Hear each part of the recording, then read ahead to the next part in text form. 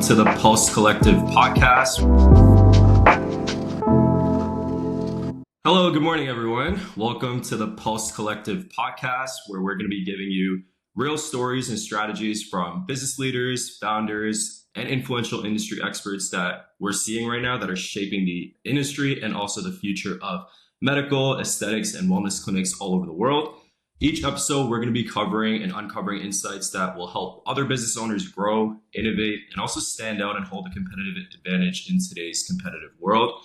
I'm super excited today because I'm going to actually have Morgan Curry. Morgan Curry is the owner of Refine Aesthetics. Morgan, super happy to have you on today. How are you doing today? Doing so well. So excited to be on with you guys today. Awesome. Where are you calling from, Morgan? I am in Bluffton, South Carolina, so coastal Carolina.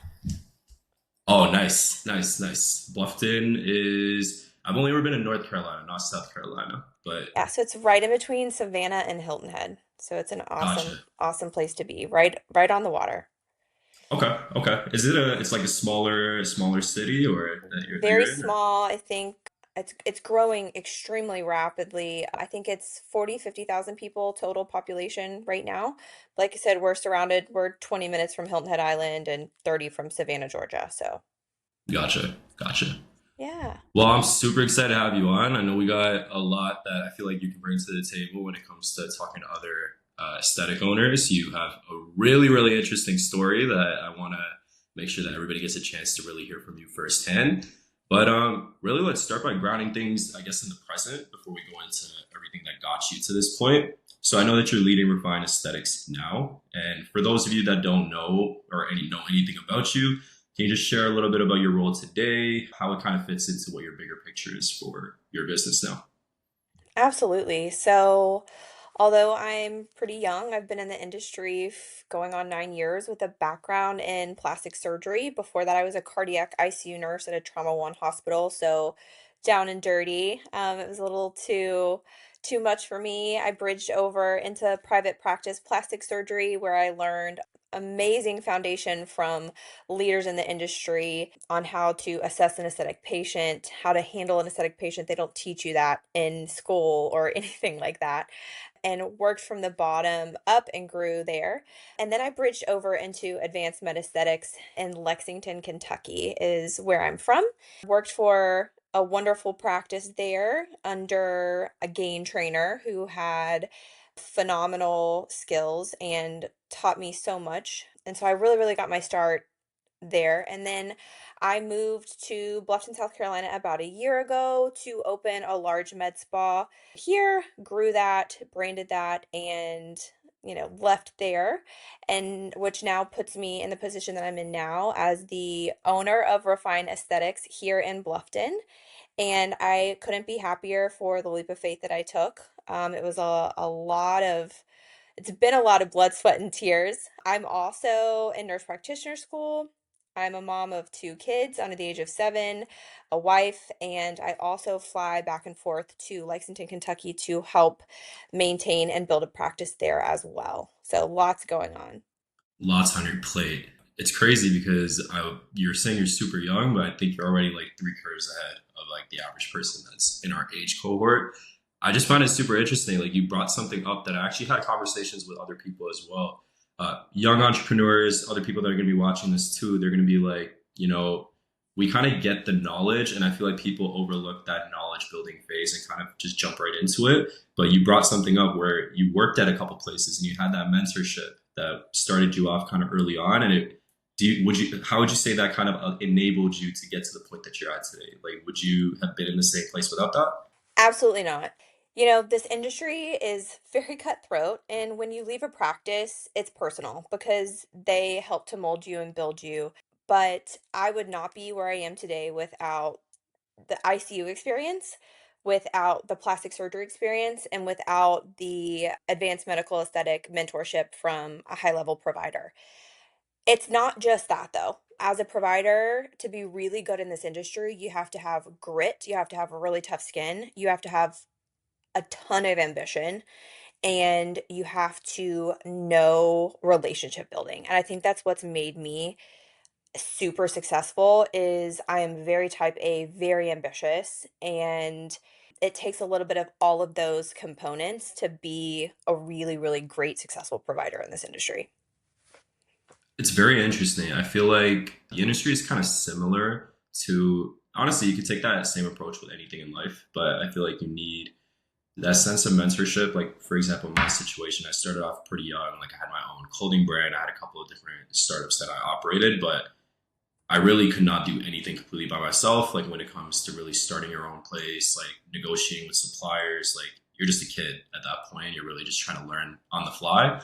So having that mentorship, having somebody to kind of like show you the ropes, it doesn't necessarily mean they take you the whole way, but I feel like you really took that information and you could have gone two ways with it. You could have gone personal and you could have done a whole thing and just kind of potentially blown up your professional career if that was the route that you wanted to take. But you really used that as ammunition, and I found it super cool that even after all that stuff you went through, you took a leap of faith and you basically moved your entire family.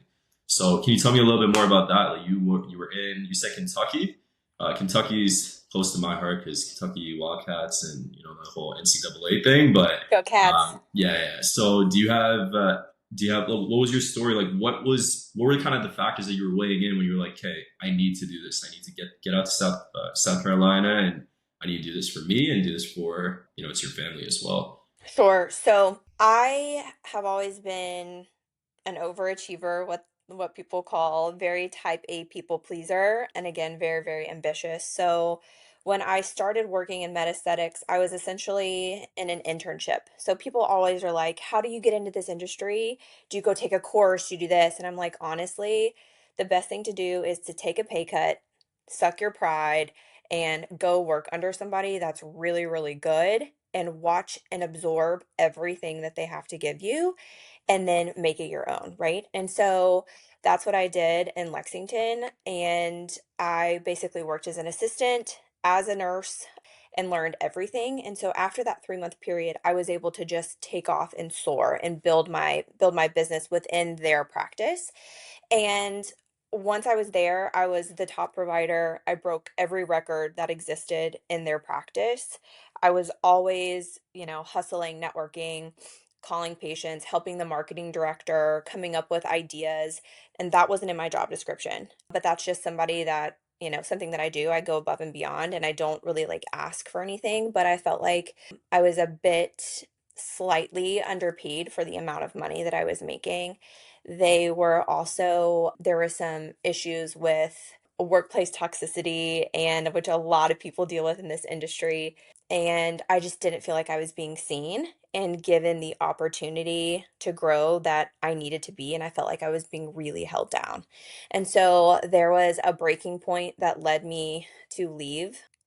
And I did so as amicably as possible. And I just said, like, I can kill it. I am super advanced. I'm a high income earning provider, and I have an amazing following of patients. They love me.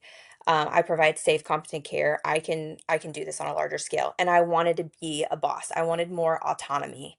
I was very much an employee in the other practice, and it was kind of the thing where some people are okay with that. Some people want to go, treat their patients, chart, and leave. That's not me. I want to train, I want to teach, I want to educate. I'm super, super, super passionate about this industry. And I needed to grow my wings. So that's what I did.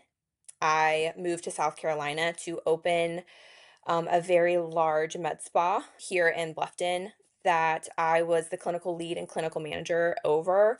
The owner knew nothing about the medical industry or med spa industry, and so I learned a lot. He learned a lot from me, and I learned a lot from him from business. And again, going back to what you said, you learn everything or you learn something from everywhere you've been. In plastic surgery, I learned the aesthetic patient, how to assess a face. And in Lexington at the first job, I learned all of the skill and the safety and the protocols and the relationship building. And then here, in my last spot, I learned the business side of things and the leadership aspect and managing a team of 24 staff and developing protocols and processes and procedures and building a brand. And when I moved here, I didn't know a single person. And I've built this huge following in less than a year. So it's kind of crazy. It's wild. It's wild. I feel like the simplest way to sum that up is you took a bet on yourself, essentially. because a lot of people are stuck in the same type of mold. Like you could even like step back from just medical and look at corporate America as a whole. Everybody is in a job that 99% of people don't really like what they're doing, and you just still got to show up, suck it up, and do what you got to do. But I think, especially for young entrepreneurs, the avenue that we take is a little bit different, even from a mental standpoint. Like, yes, it's your job, or yes, it's something that you don't see yourself doing. Like, that's not your end game, but it's that personal development, those daily habits. There's a book I read when I was younger. I'm sure you've probably heard it. It's super popular. Atomic Habits. It's literally just going again and again and basically taking micro actions and those basically getting 1% better every single day. It's the same concept. And people apply that to, your corporate job, like even just showing up, doing things that are beyond just your job description and really setting yourself apart. Doesn't necessarily mean you're going to be getting a promotion, but if you then want to take that experience, which is kind of the approach that I took, left my job, started up my own consulting firm, and essentially just took that same mindset of just go get it. You're not comparing yourself to anybody else, you're comparing yourself to yourself. So that is literally the best way to put it. What would you say when it comes to, because I find it super cool. Like I feel like there's so many overlaps between like every industry, but at the end of the day, they all still meet somewhere in the middle. When it comes to your journey, what would you say was the one, you brought up a couple things like the corporate, like the toxicity in the practice and the different people that you have to deal with. But every relationship that you build is value you give and value you take. Like a lot of people don't really know that. Like they think they'll get into a room with other co-founders, other CEOs, other owners, and basically just try to take everything they possibly can and be a sponge. But how would you, if you had to go back, kind of for the younger audience, for younger entrepreneurs trying to basically get to the same place as you, how would you kind of position yourself as like a value add when you get into those rooms? If I had to go back, I think that I'm a people person. I can talk to a wall. I can make a friend with anybody. So my biggest nugget of knowledge or wisdom for the young injector or young entrepreneur trying to get into this industry, whether you're an esthetician, whether you're a laser specialist, whether you're an injector, be genuine. Talk to everyone and show a genuine interest in their life and what they do. Ask them about their family, ask them about what they do, ask them how they got there. And then, you know, build that relationship. And then tell them that they're obviously going to say, "Oh, well, what do you do?" And that is an opening for you to show who you are. 9 times out of 10, they're going to have a connection with something that you do. Leave an impression on them. And always leave that person better than how you found them. If you I'm a huge believer in this too. Like if someone's really good at what they do, tell them. There's going to be so many more people that are smarter than you, more successful than you, more driven than you, and then you're going to have the opposite. People that are just finding their way, they have no idea what to do. Lift those people up. Everyone starts somewhere. Right. Remember that and always pay it forward. But I guess, positioning yourself is sell yourself, believe in yourself, have confidence in yourself. And if you don't know how to do something, figure it out and grind until you do. That's you said something that really strikes home. Basically sell yourself. Like there's a huge component to this. Like part of relationship building, everything is, there is a concept of negotiation in every conversation that you have with other people. Where you're basically selling yourself. So when it comes to sales, I know it's one of those topics that everybody knows it's important, but you can just tell when you're talking to someone, like if they're good at sales or if they can do it. How would you judge your kind of, like, are you good at sales? I think I know the answer, but like I want to hear like how you, like, what's the importance of sales to you? Relationship building and meeting that person where they are. My job, so I'm a clinician by trade, right? Like I went to nursing school, I'm in nurse practitioner school. I am trained to be clinical. I am not trained to be sales. I am not trained to be business. Those are learned tactics. I would say I never feel like I sell to any patient that comes to my chair. And I am a very high ticket provider. My average tickets are $3,000 to $5,000. And I genuinely, I'm an ethical provider, meaning because of my background in plastic surgery and because of my knowledge in this industry, I know my limits. So I can look at somebody and say, "You're a surgical candidate. I can only get you a 25% result. I'm also brutally honest. 98% of people love that. 2% hate it. I'm not going to be everyone's cup of tea. I understand that. I've learned that the hard way, and that's really hard for me as a people pleaser. But I meet the patient where they are. I'm ethical. I'm good at telling people no. I'm okay with telling people no. And I just educate. I educate. I let them tell me what bothers them or why they're here. I educate them on why I do what I do, how I do what I do, and the product and the tactic sells itself. I think that is why I have had such an immense scale in Bluffton and a huge following in such a short period of time. Is my approach to care is just that. I'm genuine. I make friends with all of my patients. I educate them on what they need. If they walk away because it's money or they're scared of a needle, 9 times out of 10 they come back because I just made rapport with them. I made a relationship with them and they felt comfortable and I was honest. And I said, "Hey, like I'm not going to get you a facelift. I'm not a plastic surgeon. You can go see a plastic surgeon for that."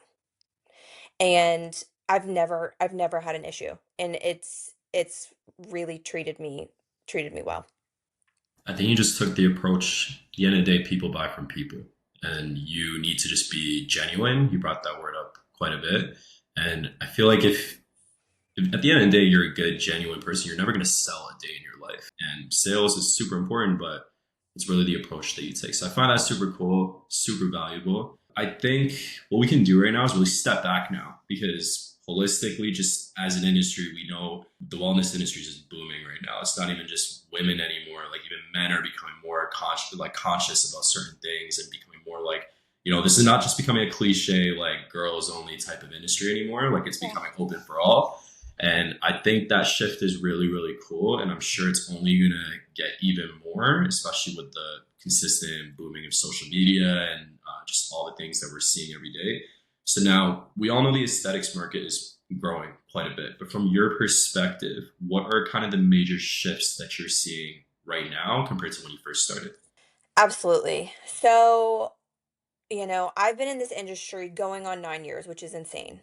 And it started in plastics, but the industry is ever evolving. Much more, I feel like, in the last 2 years than in the last nine. It's had a huge growth. When I started in the industry, it was almost faux pas. Like you get Botox, but like nobody talks about it. You know what I mean?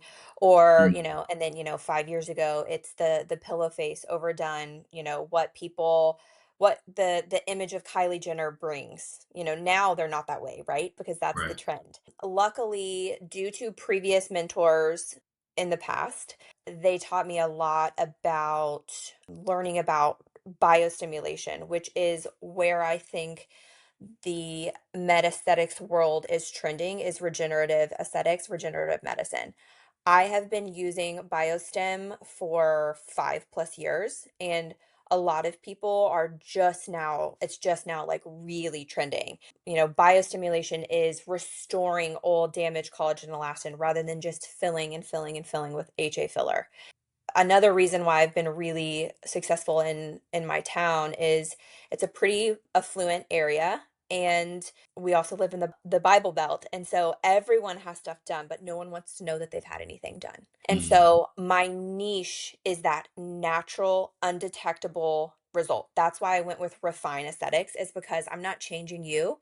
You're not going to look different. I'm refining what you are and meeting you where you are at in the age that you are, whether you're 30, whether you're 50, whether you're 75, right. and I am making you look better for your age. I think that the trend is, NAD, regenerative aesthetics with biostem, not the overdone, not the implants. So many women are getting their breast implants taken out, for the natural look. Same thing with filler. I saw 3 patients yesterday, and I saw 10 patients yesterday, but I saw 3 of them that I dissolved bad filler by other providers. I'm doing that almost daily. That's migrated or Wow. poorly placed to get them back to baseline so we can restore basically their ecosystem, making them look nice and natural. And I think that that's really where things are trending, like peptides, growth factor. energy-based devices, all of those things. I think that's definitely where this industry is going. Wow. Wow. I think every like 5 years we always see a shift in a lot of industries. And Yes. I think we're definitely at like one of those points right now in the wellness industry. We're seeing a lot of people, you mentioning yourself, but even like the women in my life, like even me myself, like I'm finding myself like sometimes I'm like I was asking my girl the other day, I was like, is it okay if I go and get like PRP done under my eyes? Like, is that something that is like considered taboo for guys to do? And she was like, no, like, just go do it. Like, it's not that big a deal anymore. And, everybody kind of does this. So it's cool. It's cool. And honestly, like, it's nice to see everybody really embracing the industry because it's going to pop off even more. And that's why it's so like close to my heart too. And I know you're super passionate about it and you're like doing this every single day. I think for you now, one of the final questions I'd have for you would be just looking at your practice specifically. So, Refined Aesthetics, I know you had a really insane story where you quit your job and or you quit from your other practice, you moved your family over, and then within 3 weeks, you were like, you mentioned to me you were cash flow positive, or within a week, I could be completely wrong. And you're in a position now where you're basically taking that practice and you have your hands in a lot of different buckets right now. You're doing the operations, you're managing your marketing online, you're obviously the main care provider, the sole care provider as well. How are you managing all that? For so many people, that's way too much.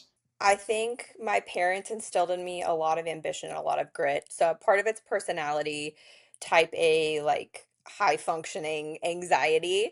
And the other is a really supportive husband and family system. And the other is kind of, I have been pushed down really hard. People have been trying to bury me professionally because I feel like I'm good and I'm doing something outside of the norm. And I want to prove to them and to myself and to my patients that need good, competent aesthetic care in this area that I can do it facing adversity. I can do it, if people want to see me fail, I'm not going to let them. I left the big med spa that I moved here to open, and I had like a 2 week depression of what am I going to do? Am I going to move back to Kentucky? Am I not? And I had a colleague call me, and she didn't have to. And this goes back to always be the light for somebody. But she was a patient of mine and a colleague in this industry, and she called me and she said, Morgan, you are young, you're ambitious, you are so good at what you do, you're so niched in this area, and there is a need for people like you. No one in this area does what you do to the level at which you do it. And she said, you cannot leave. Your patients need you, your patients want you. And whatever I have to do professionally to help you succeed, I'm going to do it for you. Wow. She didn't have to make that phone call. Mhm. And that was kind of the turning point of I'm going to do this. I can do this. I am strong. And I know it's going to be really freaking hard, but I'm going to do it. And so, like you said, I built it with the support of my husband. In 5 weeks, I branded everything in order to scale, and I've done it very precisely. But I was cash flow positive in 3 weeks, and I have people in this community just bending over backwards trying to support me and lift me up. And like I said, a year ago, I didn't know a single person.